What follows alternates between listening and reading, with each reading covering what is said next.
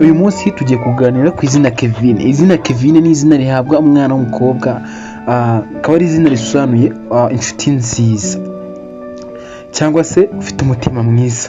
Ibisobanuro by'izina Kevin ni umuntu ufite umutima mwiza kandi wuje urukundo, inshuti y'ukuri, umunyempuhwe, utuje kandi uzi gukunda. Bimwe mu bintu biranga aba Kevin, icya mbere baba ari abagira neza. Aba Kevin akunda gufasha, yita ku bandi ndetse akagira n'impuhwe nyinshi pe.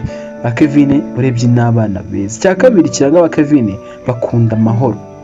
Aba Kevin nibo abantu bashyira imbere ituze, badashaka intonganya cyangwa bashaka imvururu mu bantu. Oya, aba Kevin ni abantu bikundira amahoro. Ikintu cya gatatu kiranga aba Kevin, bafite amarangamutima yihariye. Kevin niba abantu amarangamutima yihariye, ikintu cyamugeraho ugasanga nyine kugitekerezo cyane, ni abantu nyine bitereye ukwabo tu. Ikintu cya kane cyangwa aba Kevin ni abanyempuhwe, ariko ushobora no kuba bababazwa byoroshye kubera yuko afite umutima woroshye, ashobora gufatwa nabi cyangwa kubabara igihe atitondewe.